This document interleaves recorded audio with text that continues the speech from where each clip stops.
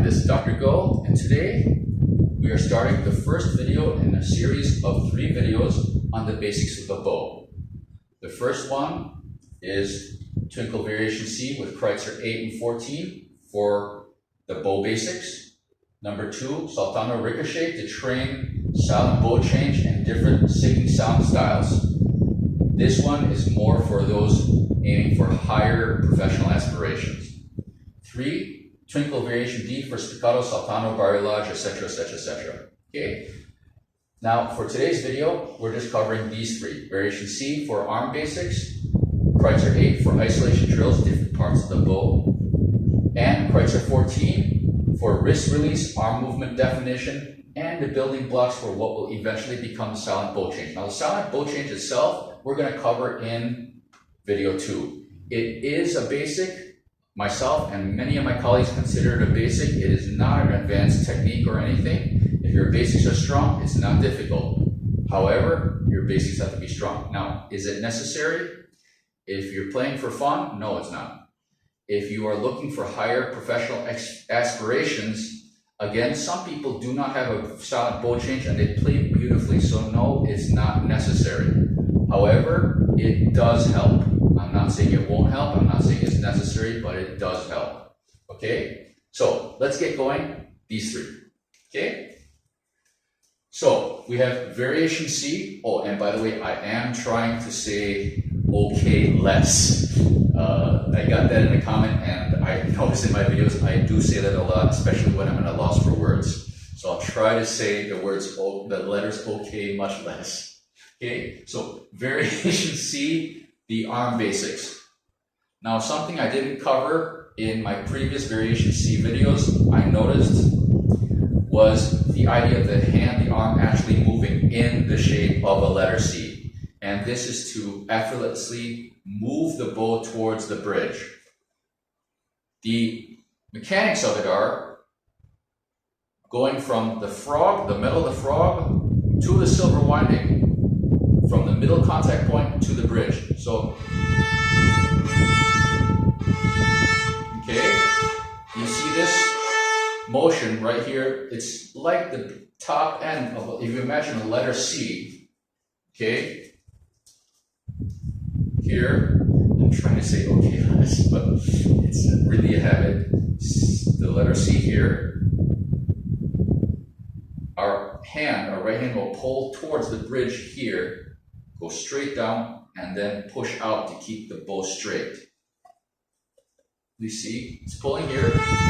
Now, for those who have already studied cord pulling technique, going from the middle contact point towards the bridge for proper 3 or 4 triple or quadruple stop chords, this looks the same. Yes, because bow technique, more or less, is very similar. I mean, there are differences, of course, but for playing at the bridge, a lot of similarities. So, from the frog, in the middle contact point, to the bridge, at the silver winding. In this portion, we do not want to add weight. You have to hold the bow a little bit, not grip, hold the bow, and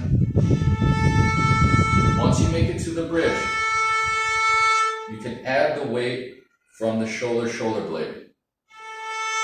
If you add it too soon, you get, and that's not really a sound that we want. So, once you hit that point, it's just a straightaway, and it's like pulling the sound out of the F hole. I cover that idea in my bowing fluidity video, which I'll link that below. Okay, we have this, we have the straightaway, and as we get to the top, then we are pushing forward to help keep the bow at the bridge. I cover that in Twinkle Variation B. It's also covered in some of the Kreutzer etudes, such as number 7. So there you see that lower part of the letter C. So we have this way, straight down and out. And the reverse is true. Coming back up, straight away, and you release the weight. So that is variation C for that basic. And it instills it with the rhythm. So you have the long bow, and you have the short bows, which basically reminds people about variation B and A. Yes, this part is from B. Yes, and then here, that's from A. The actual movement is not from A, but the idea of holding the bow with a supinated hand is. Okay. So I almost said okay again. I'm trying to say it less. Now, off to Kreutzer 8 for isolation drills. I will link my original Kreutzer 8 video below in the description, as well as the bowing fluidity video. Kreutzer 8, we have, everybody knows that etude, but we practice it this way.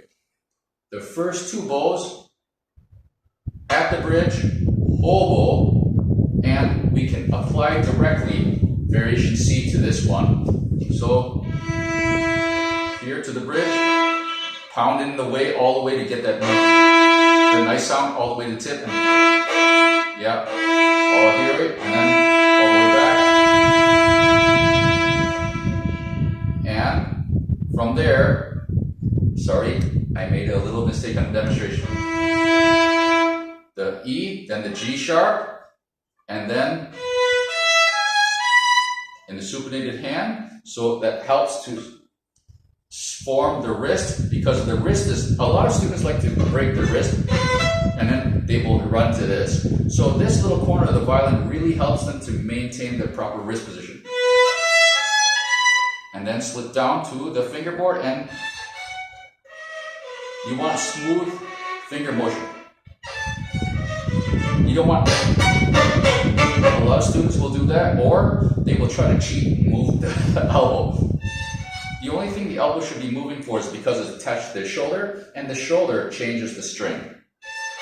Different shoulder level, different shoulder level. Yes, for the different strings.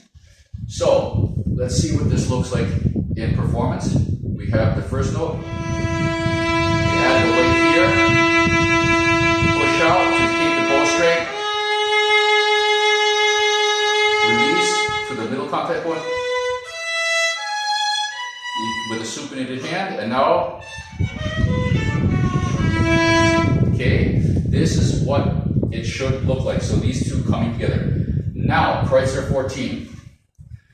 You have to now not only look at this lateral movement, but also the vertical. What we would, some people call it banana arm. I like to call it a smiley face. If you look at Kreutzer 14, I'm going to turn this way so we can really see it. It starts on the A string, and you have to prepare the elbow before the string change. So what does it look like? You see it's coming down, the beginning with smiley face. It's coming up. Okay, and notice, now you have the string change here. It's from the wrist. That motion is to start to eliminate strain tension. It's the idea of eliminating tension through movement. Yes? So, if you look at Kreutzer number 9, there's an exercise some people do specifically for the wrist. I'll link that one below as well. And that shows, eliminate tension through movement. So that's what Kreutzer 14 is doing, but it's also combining that with the smiley face arm. So how does that give the building block of the silent bow change? Well, you can't do a silent bow change easily if your wrist and your hand is very tense. I'm not saying it's impossible. I'm sure there's somebody on the planet that can have a perfectly rock hard hand and make a beautiful silent bow change. I haven't met them, but there's an exception to every rule. So that being said, the majority of us mere mortals are unable to do that with a rock hard hand. It's much easier with a relaxed hand. So again, we have the smiley face, the vertical idea with the smiley face, and near the bow changes, a release of the wrist. And he does that again on the up, so on the down bow, sorry.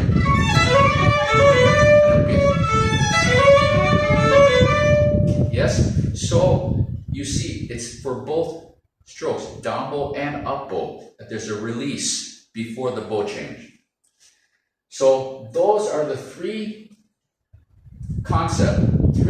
steps, that bring together a single concept of a smiley face this way, the letter C this way, and if you imagine it in 3D, it's actually one motion.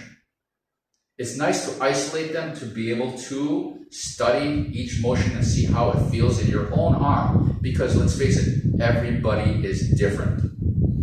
So it's important that we understand the mechanics and make it our own. We have to own it ourselves, not just try to follow and copy an exact motion, but really feel it in our own hands and make it our own.